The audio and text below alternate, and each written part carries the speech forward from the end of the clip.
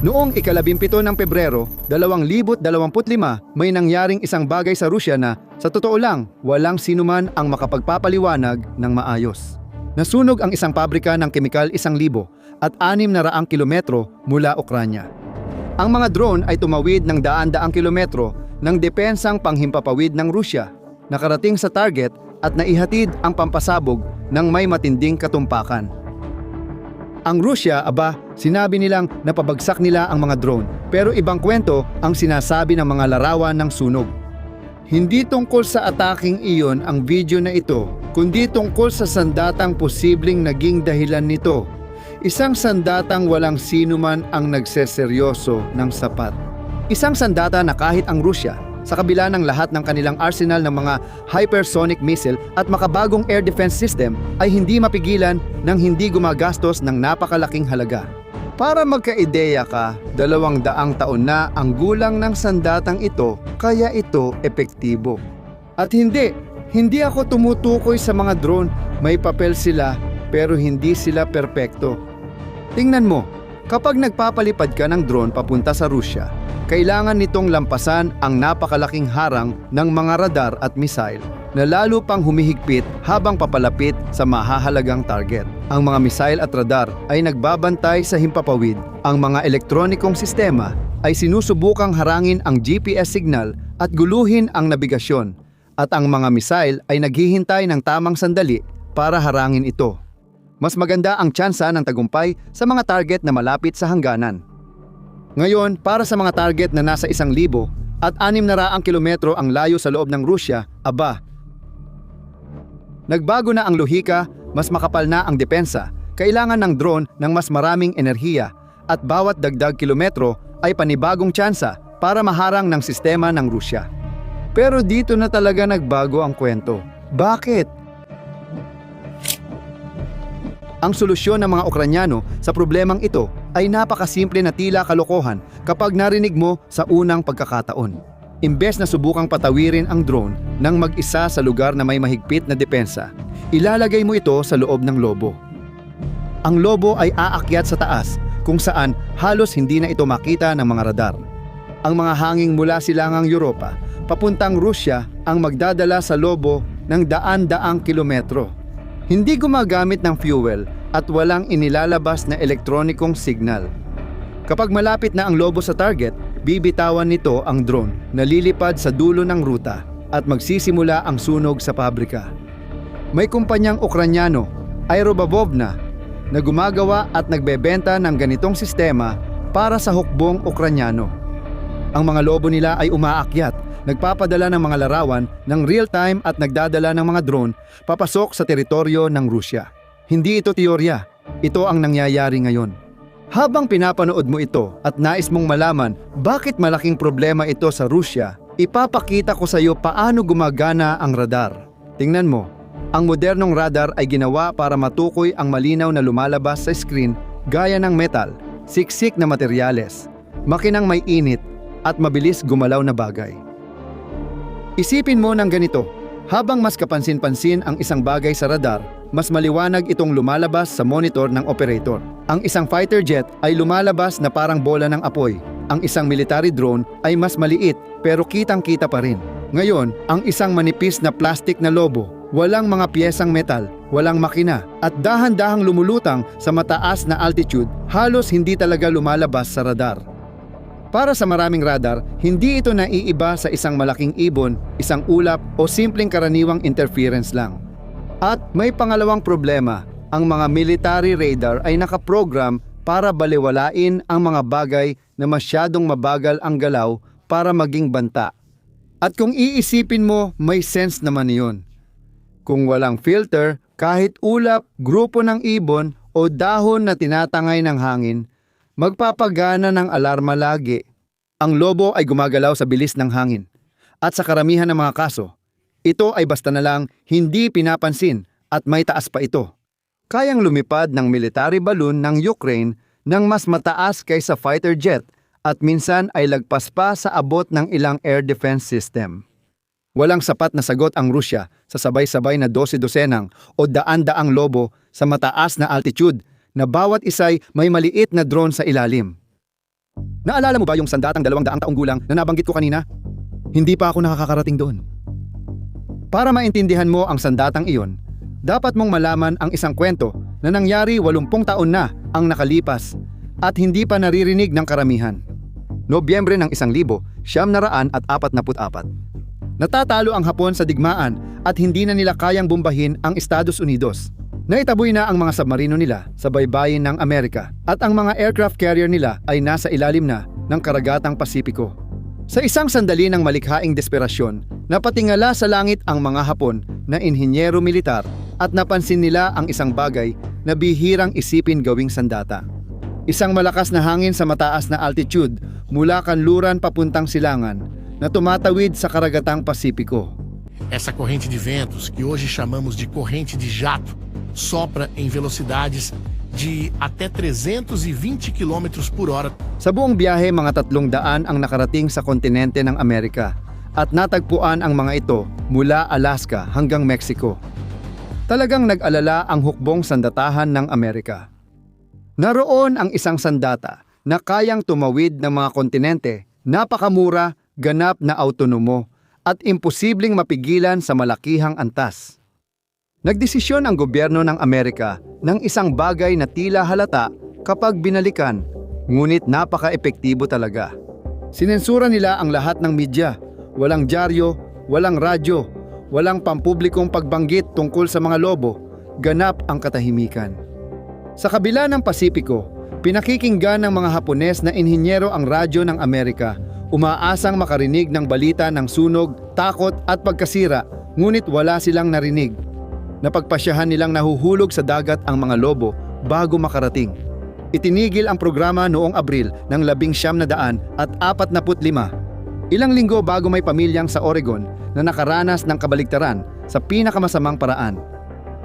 Noong 5 ng Mayo, 1945, dinala ni Reverendo R.T. Mitchell ang kanyang buntis na asawa at 5 bata mula sa kanilang Sunday School para mag-picnic sa isang gubat sa Oregon. Nakakita ang mga bata ng kakaibang bagay sa tabi ng sapa. Bago pa man makasigaw ng babala si Reverendo, sumabog ang lobo. Namatay si Elsie Mitchell at ang 5 bata na may edad 11 hanggang 14. Sila lang ang mga sibilyang biktima ng kalabang aksyon sa kontinental na teritoryo ng Estados Unidos sa buong ikalawang digmaang pandaigdig. Itinuring na isang kabiguang militar ang Fugo noong panahong iyon. Pero kung titingnan natin ng mas malapitan, ito ay mas nakakabahala pa. Isang patunay na posible mong atakihin ang isang kalaban na 9,000 kilometro ang layo gamit ang napakamurang teknolohiya. Walang eroplano, walang misil at kahit walang linya ng supply. Ang nagtapos sa programa ay hindi ang depensa ng Amerika, kundi ang katahimikan ng Amerika. At ito ang pagkakaiba na nagbabago ng lahat kapag inihambing mo ang Hapon noong 1944 sa Ukranya ngayon. Hindi itinatago ng Ukraine ang kanilang mga tagumpay. Bawat matagumpay na atake ay inilalathala at ikinakalat. Bahagi ng estratehiya nila ang epektong psikolohikal. Binuo ni Putin ang naratibo na ang Ukranya ay isang bansang bumabagsak na hindi kayang abutin ang puso ng Rusya. Bawat sunog sa pabrika na 1,700 kilometro mula sa hangganan ay sumisira sa naratibong iyon sa real time.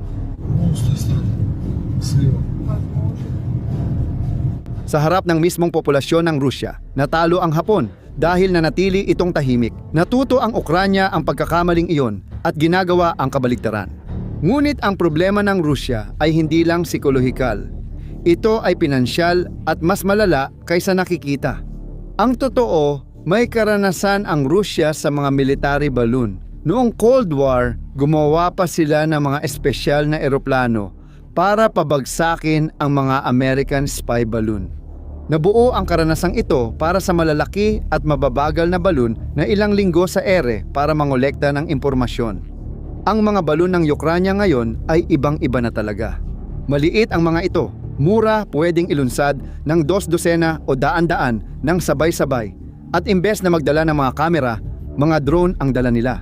Parang sinasabi mong marunong kang lumangoy at iniisip mong handa ka na para sa isang bagyo. Isipin mo ito, binabantayan mo ang bangketa at biglang naghagis ng maliliit na bato sa bintana mo ang kapitbahay mo. Bumili ka ng depensang nagkakahalaga ng libo-libo para mapigil ang bawat bato, habang ang kapitbahay mo ay may balde ng maliliit na bato na 10 lang ang halaga. Sino ang mauubos muna? Ganyan ang nangyayari ngayon. At oo, umaasa ang mga lobo sa hangin at inaabot ng ilang araw bago makarating. Hindi sila mga sandatang eksakto, pero ang mismong kawalang katiyakan na yan ang dahilan kung bakit imposibleng planuhin ang depensa. Hindi mo kayang iprograma ang radar harangin ang hangin. Para mapabagsak ang isang lobo gamit ang misail ng Rusya, aabot sa $1 hanggang $2 milyong bawat putok. Ang isang lobo ng Ukranya ay nagkakahalaga lang ng ilang daang dolyar para gawin, ayon sa Center for Strategic and International Studies ng Estados Unidos. Sa bawat pagkakataon na ginagamit ng Rusya ang isa sa mga misail na ito laban sa isang murang bagay, sinusunog nila ang pera sa proporsyon na 1 sa 5,000 o mas malala pa. Kapag pinarami mo ito ng daan-daang sitwasyon sa loob ng ilang buwan, mauunawaan mo kung bakit ang mga bansa na may sopistikadong depensa ay natatalo sa mga digmaan ng pag-ubos laban sa mga kalabang may murang armas. Labis nang nabibigatan ang mga depensa sa himpapawid ng Rusya. Bago mo isipin ang mga lobo. Noong 2025, sinabi pa ng Rusya na nakapagpabagsak sila ng 334 na drone sa loob lamang ng 24 na oras. At gaya ng inaasahan mo, bawat pagharang ay gumagamit ng bala. Bawat missile na ginagamit laban sa murang drone ay isang missile na hindi na magagamit laban sa totoong target. Ang mga lobo ay nagdadagdag ng panibagong antas sa lahat ng ito dahil gumagana sila sa ibang taas at bilis.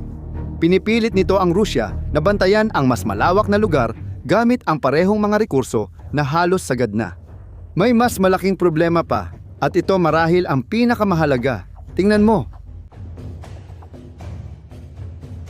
Ang Rusya, sa teorya, ay maaaring maresolba ang problema ng mga karaniwang drone. Mahal ito at kailangan ng malaking industrial na pagsisikap. Pero may solusyon. Pwede silang gumawa ng mas maraming interceptor, magtayo ng dagdag na depensa, at masaklaw ang mas malaking teritoryo. Isang klasikong karera ng armas ito kung saan sa huli ay maaaring manalo ang mas malaki dahil sa dami. Pero laban sa mga lobo, walang ganitong solusyon. Para tunay na maprotektahan ang himpapawid ng Rusya laban sa mga mababagal na bagay, halos hindi nakikita ng radar na lumilipad ng mataas at inilulunsad ng maramihan. Kakailanganin mo ng napakalaking network ng mga espesyal na radar na sumasaklaw sa buong teritoryo. Dagdag pa ang mga eroplano ng patrol na palaging lumilipad at isang buong bagong sistema ng mabilisang tugon para sa ganitong uri ng banta. Kakailanganin nito ng $10 bilyong, mga taon ng trabaho at isang kumpletong pagbabago ng buong depensang panghimpapawid ng Rusya.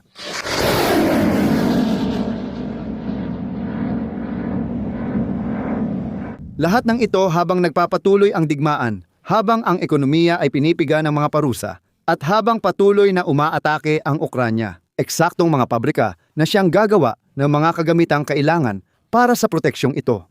Isa itong malupit na paradox. Para maprotektahan laban sa mga lobo, kailangan ng Rusya ng mga pabrika, ngunit sinisira ito ng mga lobo. Ang pabrika ng Metafrax sa Gubaka, halimbawa, ay isa sa pinakamalalaking tagagawa ng mga kemikal sa Rusya. Kung wala ang mga kemikal na ito, hindi magkakaroon ng mga misil at pampasabog ang Rusya. Isa itong hindi mapapalitang bahagi ng kanilang produksyon. Ang nakapagtataka, hindi international na sanksyon ang nagpahinto sa mga pabrikang ito. Isang lobo ang dahilan. Ito ay nagbubukas ng tanong, bakit ang isang pabrika na ipinagbabawal ng mundo ay patuloy pa ring gumagana hanggang sa ito ay pisikal na nawasak? Nakakailang talaga ang sagot. Bakit kaya? Ang mga sanksyon ay nagdudulot ng paghihirap, dagdag gastos, at pumipilit sa pagbabago, ngunit hindi sinisira ang pisikal na kakayahan. Kahit ipinagbawal, maaring magpatuloy ang isang pabrika kung may alternatibong supplier, lihim na ruta ng pag-aangkat at mamimiling nagbubulag-bulagan. At ang Rusya, matapos ang 3 taon ng digmaan at sa pilitang pag-aangkop, ay naging mahusay sa paghahanap ng mga alternatibong ito. Ngayon, ang isang drone sa loob ng isang lobo ay walang alternatibo. Ito ay dumarating o hindi dumarating. At kapag dumating, ang pinsala ay pisikal, agad-agad at hindi na mababawi.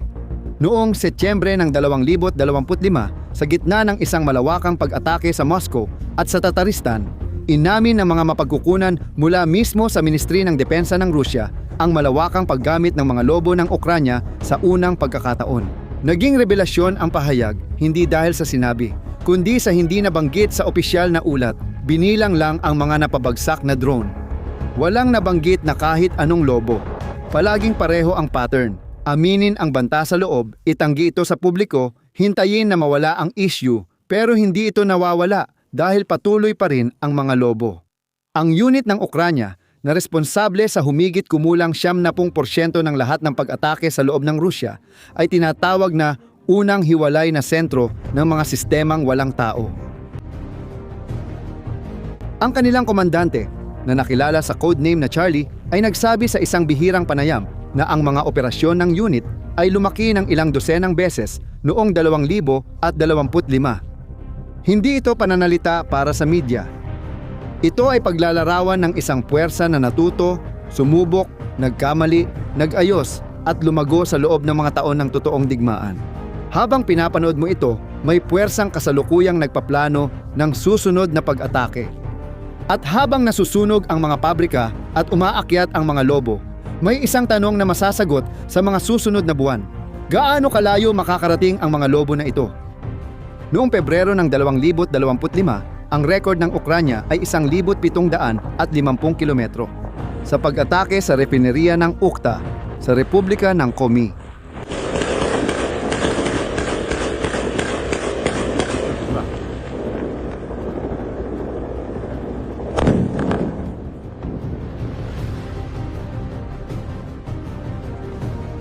Mas mababa ng kaunti ang pag-atake sa Metafrax kaysa doon. Parehong nagpapakita ng lumalakas na kumpiyansa ang Ukranya, tinatarget ang mga lugar na itinuring ni Putin na hindi maaabot. Kung ang mga lobo ay tumutulong para palawakin ang saklaw na ito, gaya ng mukhang nangyayari, kung gayon ang limitasyon ng Ukranya ay hindi na ang distansya na kayang liparin ng drone, kundi ang distansya na kayang dalhin ng hangin. At ang mga hangin, gaya ng alam ng bawat Ukranyano, ay umiihi papuntang silangan. Gusto kong malaman ang opinyon mo. Sa tingin mo ba kayang baguhin ng mga lobo ang takbo ng digmaan? Ilagay ang sagot sa komento. Kung nagbago ang pananaw mo tungkol sa digmaan dahil sa video, ibahagi ito sa kakilalang sumusubaybay sa labanan. Kung di ka pa subscribe, nandyan ang pindutan. Patuloy naming nilalantad ang mga nasa likod ng mga balita. Hanggang sa muli.